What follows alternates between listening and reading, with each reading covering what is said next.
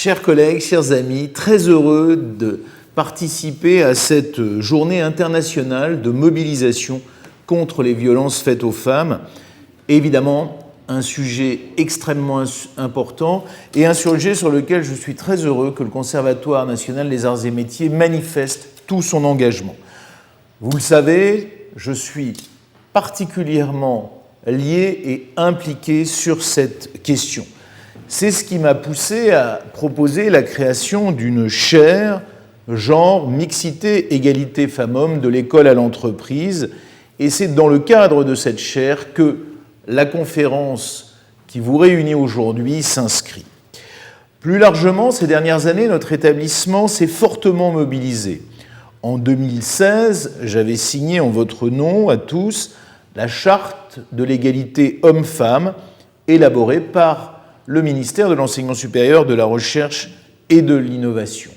J'ai aussi été, là encore, au nom du Conservatoire, l'un des premiers établissements à m'impliquer pour une égalité de traitement dans notamment les questions de vocabulaire, de langage qui étaient utilisées.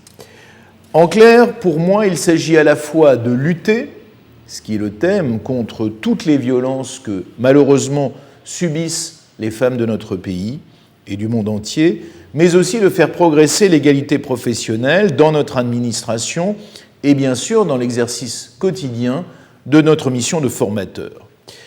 J'ai voulu le faire de la lutte contre les violences sexistes et sexuelles, un combat collectif, et je sais combien chacune et chacun d'entre vous peut le mener et souhaite s'y investir à son niveau.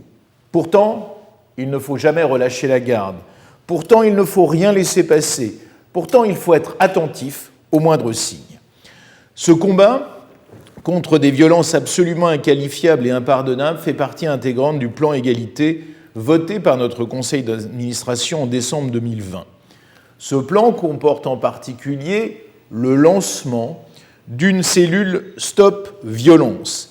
Mise en place en juin 2021, cette cellule est un outil de signalement dédié au personnel, mais aussi aux usagers et à toutes les personnes qui fréquentent notre établissement, y compris les fournisseurs et les prestataires, qu'ils soient victimes ou témoins d'actes de violence, de discrimination ou de harcèlement moral et sexuel. Il s'agit évidemment d'être dans la vigilance la plus grande. Un autre axe du plan concerne le développement d'une culture de l'égalité dans notre établissement. Cela passe par de la sensibilisation auprès de toutes et de tous, en particulier auprès de nos personnels, de nos auditeurs, de nos apprentis.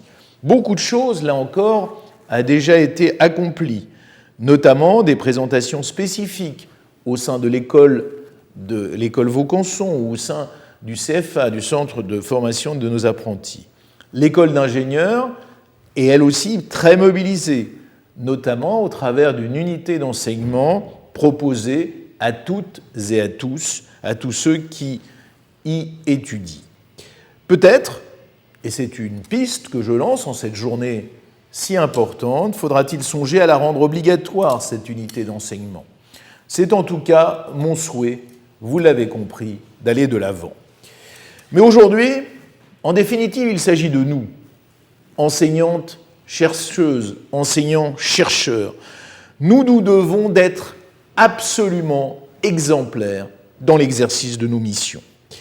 À la suite de la conférence du moment déjà organisée il y a un mois pour les doctorantes et les doctorants, cette conférence s'inscrit pleinement dans ce cadre. Et j'en remercie vivement Johanna Roux, directrice de la recherche, et Alexandre Ramon, chef du service d'appui à la formation, d'en avoir pris l'initiative conjointe.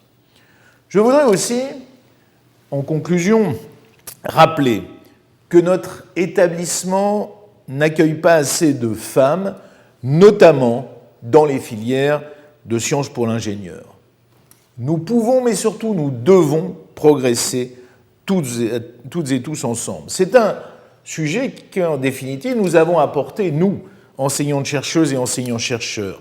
Les disciplines de sciences exactes, de sciences de l'ingénieur, doivent être rendues plus attractives pour les femmes et en particulier pour les jeunes femmes qui vont rentrer en formation.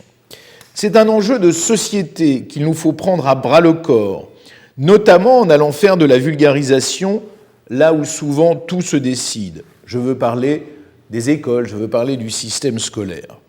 Je remercie à cet égard les équipes de notre musée, du Musée des Arts et Métiers, qui réalisent un travail essentiel. Et je nous engage à être toujours plus imaginatifs pour valoriser les femmes de science et la place de la femme dans la science. En cette année, et en cette année particulière où le président de la République a souhaité rappeler l'engagement de son mandat pour l'égalité femmes-hommes, je pense que ce combat qui a été rappelé récemment et qui est, j'allais dire, au cœur de notre actualité, est plus jamais un combat dont le CNAM, avec toutes ses valeurs, avec toute la force de sa mobilisation et de son engagement, doit se saisir à travers nous-mêmes, enseignantes-chercheuses et enseignants-chercheurs. Je vous remercie donc vivement de participer à cette conférence extrêmement importante et je vous souhaite d'excellents échanges.